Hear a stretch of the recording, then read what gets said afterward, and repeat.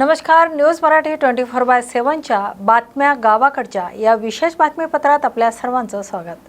अमरावती बस स्थानकातील अस्वच्छता आणि प्रवाशांच्या सुविधाबाबतच्या अनास्थेची गंभीर दखल घेत परिवहन मंत्री प्रताप सरनाईक यांनी मोठी कार्यवाही केली। अचानक पाहणीनंतर अमरावतीचे विभागीय नियंत्रक सचिन डफळे आणि आगर व्यवस्थापक वैशाली भाकरे यांना निलंबित करण्याचे आदेश देण्यात आले। रविवारी रात्री परिवहन मंत्री प्रताप सरनाईक यांनी अमरावती मध्यवर्ती बस स्थानकाला अचानक भेट देत प्रत्यक्ष पाहणी केली।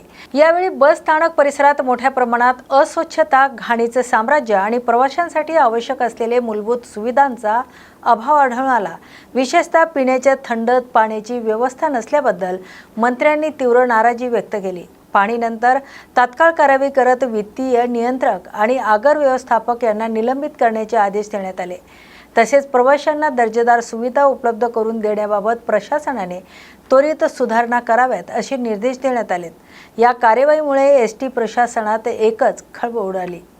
मागे 2 रुपये घेत असताना दर 4 तासांनी हा डेपो स्वच्छ व्हायला पाहिजे, डेपोची साफसफाई व्हायला पाहिजे, डेपोचे आमचे जे ड्रायव्हर कंडक्टर आहेत त्यांना गरम पाणी आंघोळीला मिळालं पाहिजे, थंड पाणी प्यायला मिळालं पाहिजे, सर्वसामान्य प्रवाशांना थंड पाणी मिळालं पाहिजे। दर मिनिटांनी जे शौचालय आहे ती शौचालयाची सुद्धा साफसफाई करायला हवी, परंतु तशी बरी परिस्थिती इकडे दिसत नाही। कुठल्याही ठेकेदाराकडून काम करून घेत नाही आहे, मशीन्स त्या ठेकेदाराचे तिकडेच पडलेले आहेत आणि त्यामुळे जर बेजबाबदाररीत्यानं आमचे जर अधिकारी आणि कर्मचारी वागत नसतील तर त्यांच्यावर कठोर कारवाई करण्याशिवाय पर्याय नाही। मी 2 अधिकाऱ्यांना ताबडतोब जागेवर निलंबित केलेलं आहे। नाशिक जिल्ह्यातील येवला शहरात ऑल इंडिया पॅन्थर सेनेच्या वतीने आयोजित करण्यात आलेल्या आरक्षण बचाव यात्रेला उत्स्फूर्त प्रतिसाद मिळाला। सर्वाधिक आरक्षणाच्या संरक्षणासाठी जनजागृती करण्याच्या उद्देशाने ही यात्रा काढण्यात आली, तर ऑल इंडिया पॅन्थर सेनेचे राष्ट्रीय अध्यक्ष डॉक्टर दीपक भाई केदार यांच्या नेतृत्वाखाली ही यात्रा पार पडली। यावेळी अनुसूचित जाती, अनुसूचित जमाती, ओबीसी आणि इतर मागासवर्गीयांच्या आरक्षणावर कोणताही अन्याय होऊ नये, शासनाने ठोस भूमिका घ्यावी अशी मागणी करण्यात आली आहे। तसेच समाजातील सर्व घटकांनी एकजुटीने आरक्षण बचावासाठी पुढे यावेत असे आवाहनही करण्यात आले। यात्रेदरम्यान समानता, सामाजिक न्याय आणि संविधानिक हक्कांविषयी जनजागृती करण्यात आली, तर या यात्रेत संघटनेचे पदाधिकारी, कार्यकर्ते आणि स्थानिक नागरिक मोठ्या संख्येने सहभागी झाले होते। संपूर्ण कार्यक्रम शांततेत आणि शिस्तबद्ध वातावरणात पार पडला, तर आरक्षणाबाबत जनजागृती आणि समाजातील विविध घटकांना एकत्र आणण्याचा संदेश या यात्रेतून देण्यात आला। मध्ये वर्गीकरणाचा जो काही प्रयत्न आरएसएस आणि बीजेपी सरकारने सुरू केला आहे तो अतिशय निंदनीय आणि दुर्दैवी आहे। यानंतर आरक्षण उद्ध्वस्त करण्याचं हे षडयंत्र आहे आणि हेच महाराष्ट्रात मी समजून सांगण्यासाठी राज्यव्यापी आरक्षण बचाव यात्रा काढलेली। ही यात्रा मराठवाड्यातून खानदेशात आलेली आहे, यानंतर विदर्भात जाणार आहे, यानंतर पश्चिम महाराष्ट्रात जाणार आहे आणि मुंबईपर्यंत सुद्धा जाणार आहे। सरकारला माझं मागणी आहे की अशा पद्धतीने SC STची एकजूट करू नका। तुम्हाला जर वर्गीकरण करायचं आहे तर ओपन कॅटेगरीमध्ये वर्गीकरण करा, EWS मध्ये वर्गीकरण करा, इथल्या संपत्तीमध्ये वर्गीकरण करा, जमिनीमध्ये वर्गीकरण करा, पण ते न करता SC मध्ये वर्गीकरण करायचं आणि SCच्या जातीमध्ये भांडणं लावून दंगे भागवायच्या, हे षडयंत्र या ठिकाणी रचल्यामुळे दंगल घडू नये, सामाजिक एकत्र राहावं, SC ST एकजूट राहावी आणि महाराष्ट्रात आणि देशात जे महत्त्वाचे प्रश्न आहेत, पेट्रोल डिझेल महागाई असेल, गॅसचा तुटवडा असेल, बँकेतल्या नोटा संपण्याचं प्रकरण असेल, शेतांचं असणारं बी बियाणं महागाई, खतं महागाई असेल, शेतकऱ्यांची कर्जमाफी असेल, बेरोजगारी असेल, या सर्वच प्रकरणावरती आम्ही आवाज उठवणार आहेत आणि हा आवाज घेऊन राज्यभर मूलभूत प्रश्नासाठी लोकांना जागे करणार आहेत।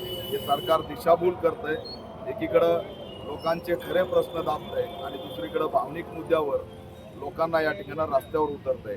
आता आम्ही दंगल घडू देणार नाही, आम्ही या ठिकाणी सरकारलाच घेणार आहेत। म्हणून आज इशारा देतोय येवल्यातून, देवेंद्र फडणवीस हे मुख्यमंत्री, त्यांनी असणारं याच्यानंतर वर्षा बांगल्यावर संरक्षण वाढवायला सुरुवात करावी, कारण देशात आणि राज्यात जी काही खतखत वाढत चालली आहे याचा परिणाम येणाऱ्या काळात मुख्यमंत्र्यांना भोगावा लागेल, असा इशारा ऑल इंडिया पॅन्थर सेना देत आहे। महाराष्ट्रात समजून सांगण्यासाठी मी राज्यव्यापी आरक्षण बचाव यात्रा काढलेली। ही यात्रा मराठवाड्यातून आता खानदेशात आली आहे, विदर्भात जाणार आहे, पश्चिम महाराष्ट्रात जाणार आहे आणि पुण्यावरून मुंबईला सुद्धा जाणार आहे. या दरम्यानच्या काळात मी मुख्यमंत्री देवेंद्र फडणवीस यांना मागणी करतोय की आगीशी खेळण्याचा प्रयत्न करू नका. ही आग जशी जशी तुमच्या वर्षा बांगल्याच्या दिशेने येईल तसं तसं त्या ठिकाणी तीव्रता वाढत जाईल. हा गर्भित इशारा मी या माध्यमातून देतोय. त्यांनी या ठिकाणी देशात पेट्रोल, डिझेल, महागाई, गॅस तुटवडा, बँकेतला पैसा या सगळ्यांना दाबण्यासाठी त्यांनी हा आरक्षणाचा मुद्दा पुढे काढलेला आहे. आणि म्हणून महाराष्ट्रात मी समजून सांगायला चाललोय की जात ही आरक्षण संपवत नसती, व्यवस्था ही आरक्षण संपवते. त्याच्यामुळे जातीला भांडायचं नाही, जातीच्या नेत्यांना भांडायचं नाही, तर या आरक्षण विरोधी व्यवस्थेला भांडायचंय, जेणेकरून या यात्रेच्या जनजागृतीतून महाराष्ट्रात पुन्हा भीमा कोरेगाव होणार नाही, पुन्हा परभणी होणार नाही आणि आमचं आयुष्य बर्बाद होणार नाही. यासाठी महत्त्वाची आरक्षण बचाव यात्रा ही मी घेऊन निघालोय.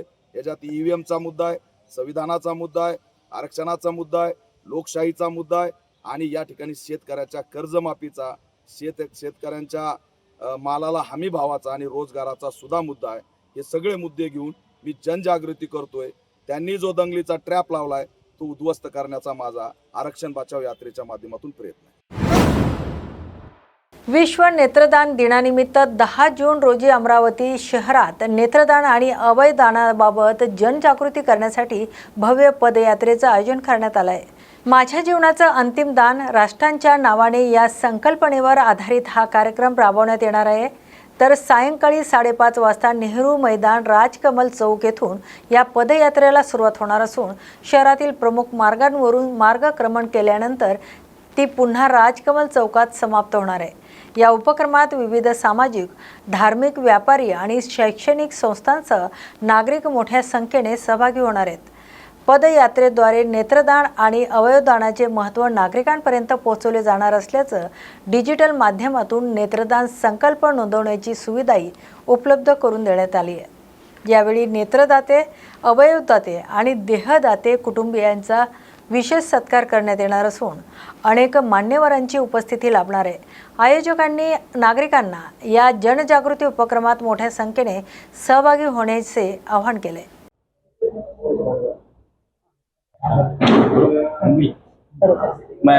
मी मनोज राठी, अध्यक्ष हरिना फाउंडेशन. विश्व नेत्रदान दिवस हा 10 जून असतो आणि पुऱ्याच्या जगाच्या पाठीवर अमरावतीमध्ये विश्व नेत्रदान दिवस खूप जोमाने नेत्रदानाच्या, अवयवदानाच्या प्रचार प्रसारासाठी खूप जोमाने अवयवदानाची, नेत्रदानाची प्रचार प्रसार केला जातो. त्या अनुषंगाने अध्यक्ष पुरणलालजी हबलानी, संयोजक निलेशजी चिठोरे, आमची पूर्ण टीम ही कार्यरत आहे. या वर्षीचं जे थीम आहे, मेरे जीवन का अंतिम उपहार राष्ट्र के नाम. आपण जीवन जगतो, जाता जाता तरी या देशाला काहीतरी देऊन जा, तर आपले अनमोल डोळे प्रत्येकाने संकल्प घेऊन गेल्यानंतर या राष्ट्राला अर्पण करावे. हरिनाद्वारे शासनाला नेत्र प्रत्यारोपण, नेत्रदानसाठी सहकार्य केले जाते. असंख्य लोक नेत्रदान करत आहेत. नेत्रदानच्या संकल्पासाठी QR कोड यावर्षी सुद्धा लॉन्च केला गेलेला आहे हरिनातर्फे. आणि 10 जूनला संध्याकाळी ही एक जनजागृती पदयात्रा निघणार आहे. त्यामध्ये सगळे अमरावतीकर आणि आम्ही सर्व, आपण सर्व मिळून असा एक सांकेतिक डोळा आपल्या हातात घेऊन आपण जनजागृती करणार आहोत. या जनजागृतीमध्ये जेवढे व्यापारिक प्रतिष्ठान आहेत ते हाती तिरंगा घेऊन आणि हा आयबॉल घेऊन या जनजागृतीत ते सुद्धा सहभागी होणार आहेत. जनजागृतीनंतर कृतज्ञता समारोह आहे. कृतज्ञता समारोहामध्ये ज्यांनी अवयवदान, नेत्रदान केलेलं आहे अशा कुटुंबियांचा आपण अमरावतीकर म्हणून आभार व्यक्त करू. त्याचसोबत तिथे संकल्पाचा एक QR कोड सुद्धा लावण्यात आहे, जेणेकरून जास्तीत जास्त लोकांनी संकल्प घ्यावा. फक्त आपण 10 जून पुरता मर्यादित न राहता हा माझा जो व्हिडिओ जे लोक ऐकत आहेत त्यांना माझी एक कळकळीचं आव्हान आहे, आपलं आयोजन समजून हा माझा व्हिडिओ जास्तीत जास्त सोशल मीडिया किंवा आपल्या व्हॉट्सअप प्लॅटफॉर्मवरती लोकांपर्यंत शेअर करा. आयोजनची जी सामुग्री तुमच्याकडे आलेली आहे ती सुद्धा सोशल मीडियावर शेअर करावी, ही माझी कळकळीची विनंती. त्यामध्ये नेत्रदानासाठी, अवयवदानासाठी नंबर सुद्धा दिलेले आहेत.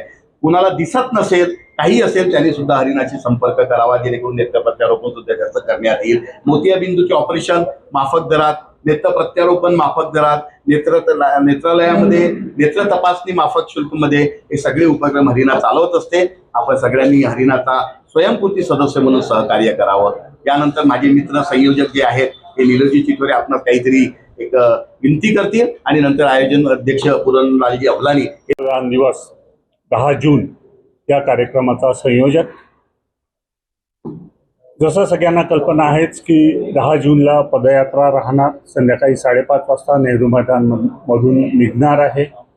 याची माहिती तुमच्यापर्यंत पोहोचलेली आहे. आपण जास्तीत जास्त संख्येने या पदयात्रेमध्ये यावे आणि जनजागृतीमध्ये, नेत्रदानाच्या जनजागृतीमध्ये अमरावतीचं नाव हे भारतात एक वरच्या लेवलला घेऊन जावं अशी सगळ्या अमरावतीकरांना मी विनंती करतो. यासोबतच यावर्षी आम्ही नेत्रदानाचं अवेअरनेस वाढवायसाठी आणि नेत्रदानाची संकल्प करणारे जे आहेत त्यांच्या सोयीकरता आम्ही QR कोड लॉन्च केलेला आहे. ह्या QR कोडला स्कॅन केल्याबरोबर तुम्हाला एक फॉर्म येईल. या फॉर्ममध्ये तुम्ही तुमची माहिती भरल्याबरोबर एक 4 लाईनची माहिती आहे. ही माहिती भरल्याबरोबर तुम्हाला एक सर्टिफिकेट येईल, प्रतिज्ञापत्र, की तुम्ही नेत्रदानाची शपथ घेतलेली आहे, संकल्प घेतलेला आहे. त्याची एक कॉपी तुमच्या नातेवाईकाला जाईल आणि एक आमच्याकडे रजिस्टर होईल. तर हे याच्याकरता करतोय की सोपं व्हावं, आमच्याकडे पूर्ण डाटा राहील. कुठेही असलो किंवा कुठेही कोणी नेत्रदानाचा संकल्प केला तर त्याचा एक रेकॉर्ड तयार होईल. आणि नातेवाईकाला याच्यासाठी करतो की जनरली असे कॅम्प असतात नेत्रदान संकल्पाचे, तिथे पब्लिक जाते आणि फॉर्म भरून येऊन जाते. कोणाला माहीत नसते याचा संकल्प झालेला आहे.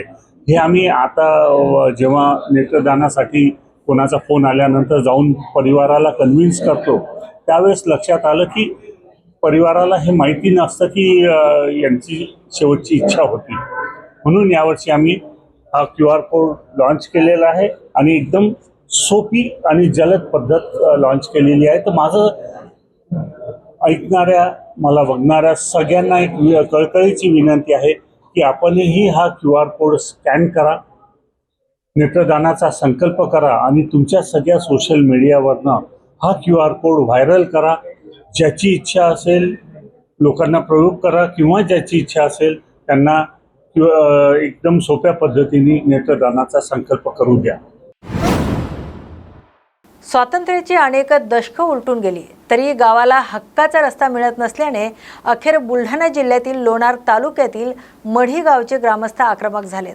मढी गावाला रस्ता मंजूर करून प्रत्यक्ष काम सुरू करा या मागणीसाठी आज ग्रामस्थांनी थेट लोणार तहसील कार्यालयात ठिय्या आंदोलन केले. या आंदोलनात महिला, पुरुष आणि ज्येष्ठ नागरिक मोठ्या संख्येने सहभागी झाल्याने तहसील कार्यालय परिसरात काही काळ कमालीचा तणाव निर्माण झाला होता. अखिल भारतीय आदिवासी विकास परिषदेच्या नेतृत्वाखाली हे आंदोलन करण्यात आलं असून प्रशासनाला 30 जूनपर्यंत अल्टिमेटम देण्यात आले. पाहूयात या आंदोलनाचा हा विशेष रिपोर्ट. लोणार तालुक्यातील मढी हे सुमारे 350 आदिवासी लोकसंख्येचं गाव आहे. तर स्वातंत्र्यानंतर अनेक दशकं उलटली तरी या गावाला 12 माही रस्ता मिळालेला नाही. पावसाळ्यात तर गावांचा संपर्क यंत्रणा पूर्णपणे कोलमडते. याच त्रासाला कंटाळून आज गावातील महिला, पुरुष आणि वृद्धांनी थेट लोणार तहसील कार्यालयात ठिय्या मांडलाय. आंदोलनामुळे परिसरात काही काळ तणाव निर्माण झाला होता. मात्र तहसीलदार भूषण पाटील यांनी मध्यस्थी करत अखिल भारतीय आदिवासी विकास परिषदेच्या शिष्टमंडळाशी चर्चा केली. या आंदोलनादरम्यान आपल्या व्यथा मांडताना अनेक महिलांना अश्रू अनावर झाले. रस्त्याअभावी विद्यार्थ्यांचं शिक्षण, रुग्णांचे हाल आणि शेतकऱ्यांचे होणारे नुकसान यामुळे ग्रामस्थांमध्ये तीव्र संताप व्यक्त होतोय. आंदोलकांनी मुख्यमंत्र्यांच्या नावे तहसीलदारांना निवेदन दिलं असून 30 जूनपर्यंत काम पूर्ण न झाल्यास 1 जुलैपासून आमरण उपोषण आणि रास्ता रोको करण्याचा थेट इशारा दिलाय. तर मढी गावच्या रस्त्याचा प्रश्न आता कमालीचा पेटला असून ग्रामस्थांच्या या आक्रमक पवित्र्यानंतर आता प्रशासनाच्या पुढील भूमिकेकडे सर्वांचं लक्ष लागलंय. जर 30 जूनपर्यंत प्रशासनाने ठोस पावले उचलले नाहीत तर 1 जुलैपासून हे आंदोलन आणखी तीव्र होण्याची आणि चिघळण्याची शक्यता नाकारता येत नाही. हिंदवी स्वराज्याचे संस्थापक छत्रपती शिवाजी महाराज यांच्या शिवराज्याभिषेक सोहळ्याला यंदा 352वे वर्ष पूर्ण झाल्याच्या पार्श्वभूमीवर नाशिक जिल्ह्यातील येवला येथील शिवसृष्टीमध्ये शिवराज्याभिषेक दिन मोठ्या उत्साहात साजरा करण्यात आला. शेकडो शिवप्रेमींनी उपस्थित राहून महाराजांना अभिवादन केले, तर मंत्री छगन भुजबळ यांच्या संकल्पनेतून उभारण्यात आलेल्या शिवसृष्टी परिसरात सकाळपासूनच शिवभक्तांची गर्दी पाहायला मिळाली। छत्रपती शिवाजी महाराजांच्या सिंहासनाधीश पुतळ्यास पुष्पहार अर्पण करून अभिवादन करण्यात आले। यावेळी बनकर पाटील स्कूलच्या विद्यार्थ्यांनी शिवसृष्टीला भेट देत शिवरायांना मानवंदना दिली। शिव व्याख्याते दीपक देशमुख यांनी विद्यार्थ्यांना छत्रपती शिवाजी महाराजांचा इतिहास, स्वराज्य स्थापनेचा संघर्ष आणि शिवराज्य अभिषेकांचे महत्त्व याविषयी मार्गदर्शन केले। कार्यक्रमाला येवला नगरपालिकेचे नगराध्यक्ष राजेंद्र लोणारी, ज्येष्ठ नेते अंबादास बनकर, गटनेते दीपक लोणारे, नगरसेवक प्रवीण बनकर, सचिन सोनावणे, प्राचार्य पंकज निकम यांच्यासह अनेक मान्यवर आणि शिवप्रेमी उपस्थित होते। स्वातंत्र्य दिन 15 ऑगस्ट रोजी साजरा केला जातो, पण इथल्या येतदेशीयांचा स्वातंत्र्य दिन मला वाटतं 6 जूनला रायगडावरती त्या दिवशी साजरा केला गेला असेल। राज्य सरकारने जाहीर केलेल्या शेतकरी कर्जमाफी योजनेतील अटी आणि नियमावरून बीड जिल्ह्यात नाराजीचे सूर उमटू लागलेत। विविध ठिकाणी शेतकरी संघटना आणि शेतकरी कामगार पक्षांच्या कार्यकर्त्यांनी कर्जमाफीचे शासन निर्णयाची होळी करत निषेध नोंदवलाय।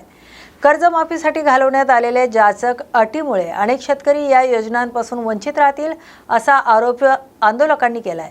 बीड जिल्ह्यातील विविध भागांमध्ये आंदोलन करत शासनाचा निषेध करण्यात आला आहे, तर यावेळी शेतकरी कामगार पक्षाचे जिल्हा चिटणीस नारायण गोले यांनी ही कर्जमाफी नसून शेतकऱ्यांकडून वसुली करण्याची योजना असल्याची टीका केली आहे। बीड जिल्ह्यातील बहुतांश शेतकरी या निष्कर्षामध्ये बसत नसल्याचा दावा केलाय, तर कर्जमाफीतील अटी तात्काळ शिथिल करून सर्व पात्र शेतकऱ्यांना लाभ द्यावा अशी मागणी आंदोलकांनी केली आहे। देवेंद्र फडणवीसांनी जाहीर केलेली शेतकऱ्याची कर्जमाफी नसून ती शेतकऱ्याकडून वसुली करण्यासाठीची योजना आहे। कारण त्यामध्ये कुठलाही शेतकरी त्या अटी शर्तीचं पालन करू शकत नाही किंवा अटी शर्तीमध्ये बसत नाही।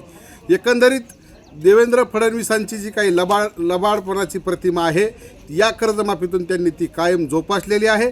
आज शेतकरी आत्महत्येचा आकडा वाढत असताना शेतकऱ्यांना जाचक अटीला टाकून त्या ठिकाणी कर्जमाफीची घोषणा केलेली। ज्या वेळेस मोठमोठ्या भांडवलदारांना कर्जमाफी दिली त्यावेळेस त्यांना कुठल्या अटी शर्ती घातल्या नाहीत, परंतु शेतकऱ्यांना द्यायच्या वेळेस या सरकारनं जाचक अटी घालून शेतकऱ्याची चेष्टा करण्याचं काम देवेंद्र फडणवीसांनी केलेलं आहे। म्हणून आम्ही या ठिकाणी शेतकरी कामगार पक्षाच्या वतीनं या कर्जमाफीचा या घोषणेचा आम्ही निषेध करतो आणि येणाऱ्या काळामध्ये भाजप सरकारला रस्त्यावर आम्ही फिरू देणार नाहीत एवढा इशारा या ठिकाणी देतो। कर्जबाबतीमध्ये खरं तर सरकारची कर्ज माफ करण्याची नियत नसल्यासारखी दिसते। वेगवेगळ्या अटी टाकून वेगवेगळ्या कारणानं सातत्यानं कर्जमाफीची तारीख वाढवून द्यायची, वेगवेगळ्या पद्धतीमध्ये शेतकऱ्यांना आडकाठ्या घालायच्या आणि कर्जमाफीला विलंब करायचा। खरं तर आज पेरणीचे दिवस येतं, पेरणीच्या दिवसामध्ये जर शेतकऱ्याला कर्जमाफी झाली तर नवजुनं करता येईल, अधिकचं कर्ज अजून बँकेकडून घेता येईल, मात्र सरकारची तशी नियत दिसत नाही। म्हणून आम्ही या महाराष्ट्र सरकारचा शेतकरी कामगार पक्षाच्या वतीनं निषेध करतो। करायची असेल तर कर्जमाफी हे सरसगट करा, कुठल्या शेतकऱ्याला निकष लावू नका। नोकरदार असेल त्याच्यामध्ये तुम्ही वगळा, बिलकुल आमच्या त्याच्यात आक्षेप नाही, मात्र ज्या शेतकऱ्यांना तुम्ही आता वेटीस धरण्याचं काम केलेलं आहे हे तुम्ही थांबवा, अन्यथा शेतकरी कामगार पक्षाच्या वतीनं वेगळ्या पद्धतीनं आंदोलन केलं जाईल। कापूस गेलाय 12च्या भावात, उसाला नाही हो भाव, हरभरा गेलाय कमी दराने, सांगा कुणाचा डाव, मला शेती विकायची राव या ओळीमधून शेतकऱ्यांच्या वेदनांना शब्द देणाऱ्या कवितांनी सेलू येथील काव्य रसिकांची मने जिंकली। शब्द सह्याद्री अक्षर प्रतिष्ठान आणि स्वामी रामानंद तीर्थ हिंदी मराठी ग्रंथालयाच्या वतीने आयोजित कविता नूतन महाविद्यालयाच्या रा.ब. गिल्डा सभागृहात महाराष्ट्रातील नामवंत कवींची बहारदार मैफिल रंगली। कवी राजकुमार नायक शेतकऱ्यांची व्यथा मांडणारी कविता सादर करत उपस्थितांची दाद मिळवली, तर डॉक्टर सखाराम डाखोरे यांनी जाती व्यवस्था आणि सामाजिक वास्तव्यावर भाष्य करणाऱ्या ओव्या आणि कविता सादर केल्या।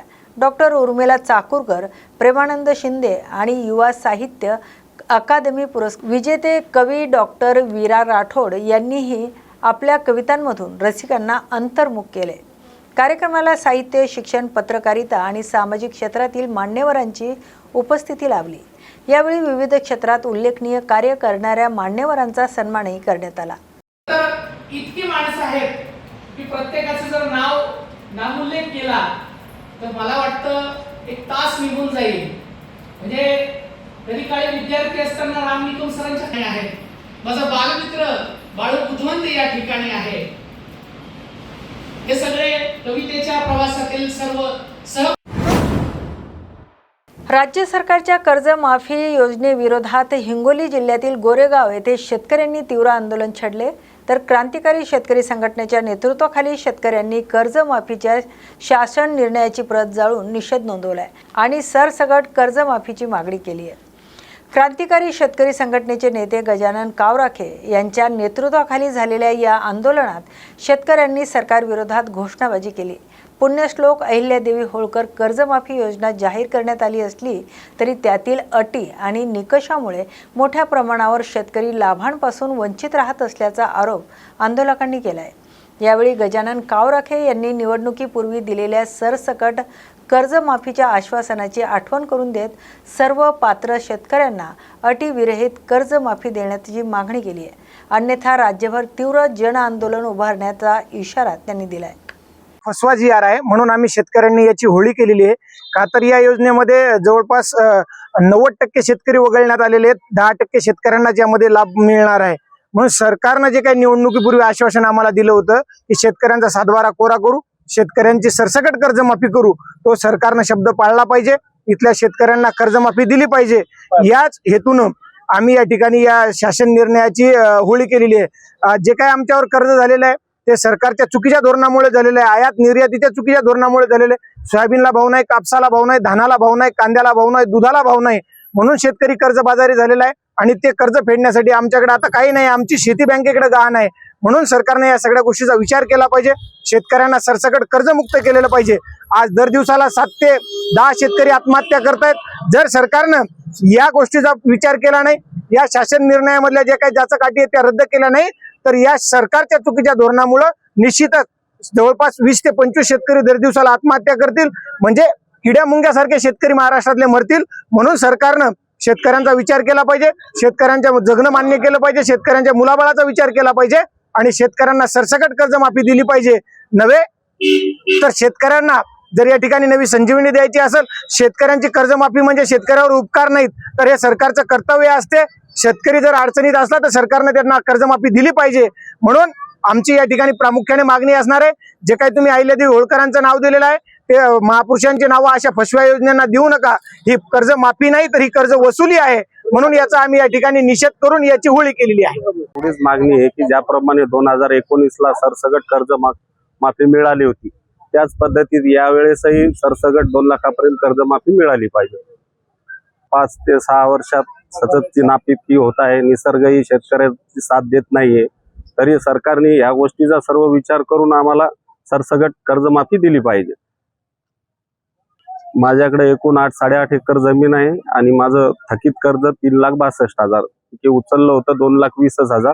व्याजासहित रक्कम 3,62,000 झाली. ती तडजोड अजून सुद्धा झालेली नाहीये आमची. आम्ही या कर्जमाफीच्याच भरोशावर बसलो होतो. एवढ्या दिवस सर्व शेतकऱ्यांना असं वाटलं 2 लाखापर्यंत आपली कर्जमाफी होणार आहे. परंतु यांच्या जाचाकाठी लक्षात आल्यानंतर आता समजायला लागलं की आपण 10% शेतकरी या कर्जमाफीत बसणार नाहीत. अवर्षण प्रणव क्षेत्रातील शेतकऱ्यांना पेरणीपूर्व आणि पेरणीनंतरच्या नियोजनाबाबत मार्गदर्शन करण्यासाठी शेलू येथील नूतन महाविद्यालयाच्या वतीने 10 जून रोजी विशेष शेतकरी मेळाव्याचे आयोजन करण्यात आले होते. श्रीरामजी भांगडिया यांच्या रजत महोत्सवी वर्षानिमित्त हा उपक्रम राबवण्यात येत आहे. तर अवर्षण प्रवण क्षेत्रातील शेतकऱ्यांनी पेरणी आणि पेरणीनंतर घ्यावयाची काळजी या विषयांवर दुपारी 4 वाजता हा मेळावा आयोजित करण्यात आला आहे. कार्यक्रमाच्या अध्यक्षस्थानी नूतन विद्यालय शिक्षण संस्थेचे अध्यक्ष डॉक्टर S.M. लोया राहणार आहेत. तर या मेळाव्यात वसंतराव नाईक मराठवाडा कृषी विद्यापीठाचे संशोधक डॉक्टर अरविंद पंडागळे आणि डॉक्टर गजानन गडदे यांच्यासह प्रगतिशील शेतकरी मंगेश देशमुख शेतकऱ्यांना मार्गदर्शन करणार आहेत. कार्यक्रमाला नूतन विद्यालय शिक्षण संस्थेचे सचिव डॉक्टर V.K. कोठेकर, सहसचिव जयप्रकाश बिहानी, यांची प्रमुख उपस्थिती राहणार आहे। तर या मेळाव्याचा लाभ घेण्यासाठी परिसरातील जास्तीत जास्त शेतकऱ्यांनी उपस्थित राहावे असं आवाहन आयोजकांनी केले। हिंगोली जिल्ह्यातील सेनगाव तालुक्यातील गोरेगाव परिसरात रानडुकराच्या हल्ल्यात एक जण गंभीर जखमी झाल्याची घटना घडली आहे। या घटनेमुळे परिसरातील शेतकरी आणि शेतमजुरांमध्ये भीतीचं वातावरण निर्माण झालंय। आत्माराम वैरागड वय अंदाजे 60 ते 65 वर्ष हे नेहमीप्रमाणे शेतशिवारात शेळ्या चारण्यासाठी गेले होते। यावेळी झुडपामधून अचानक बाहेर आलेल्या रानडुकराने त्यांच्यावर जोरदार हल्ला चढवला। अनपेक्षित हल्ल्यामुळे त्यांना बचावाची संधी मिळालेली नाही, तर रानडुकराच्या धडकेत आणि सुळांच्या वारामुळे ते गंभीर जखमी झालेत। त्यांना गोरेगाव प्राथमिक आरोग्य केंद्रात दाखल केले, तर प्रकृती गंभीर असल्याने पुढील उपचारासाठी त्यांना हिंगोली येथील जिल्हा सामान्य रुग्णालयात हलवण्यात आले। या घटनेनंतर परिसरात नागरिकांनी वन विभागाने रानडुकराच्या वाढत्या वावरावर नियंत्रण आणण्यासाठी तातडीने उपाययोजना कराव्यात अशी मागणी केली आहे। आजच्या बातम्या गावाकडची या विशेष बातमीपत्रात आपण येथेच थांबतोय। अशाच नव्या आणि ताज्या अपडेटसाठी पाहत राहा न्यूज मराठी 24/7। नवा भारत, नवा विचार।